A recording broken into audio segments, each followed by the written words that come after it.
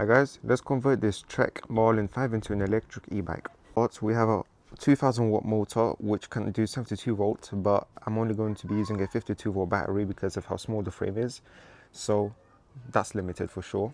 Then we're also going to add a pair of downhill forks to the bike because as you can see, the old ones are quite dead, so new forks. And we'll also be adding some RockShox stickers with a front plate mudguard and some mudguards in the back and front. I don't know if you can see, but we have a mechanical brake which is horrible for an electric bike, so we're going to bless it with a brand new MT200 and some metallic pads. I also don't like the old stem, so I got a new stem. And then we also have a battery bag, some spacers, a speed switch, RockShox stickers and a seat cover to make it a bit more comfortable, and also had that little mark. From that, let's get started with this build because I really can't wait to see how it turns out. Firstly, let's remove the old forks and install the new ones. So the downhill forks have been added. Now let's add the front mudguard.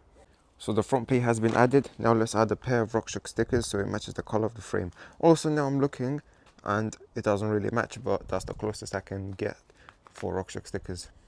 Now the RockShox stickers have been added as well, so it's looking nice and clean.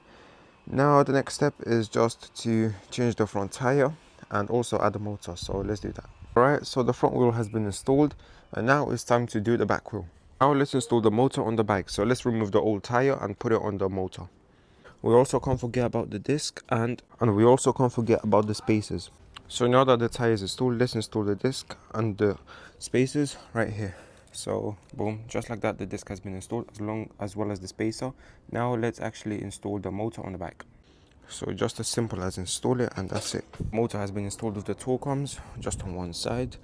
Now let's actually install the battery bag with the battery bag. So now with the battery bag being installed, let's actually add the motor, and also here's a speed limit switch. The bike is basically finished. Let's add the seat cover, and then at the end I'm just going to do the cable management and then record the final result.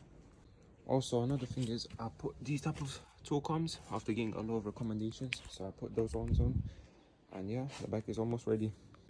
I know I've said this many times that I've added the final touch, but this is actually the final touch.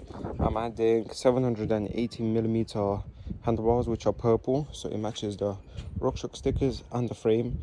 And yeah, let's get to installing this, which means I unfortunately have to take off all the grip, brakes, buttons, everything, just so I can install the new handlebars. Now the bars have been installed, and as you can see, it matches the bike, and now the bike is finished.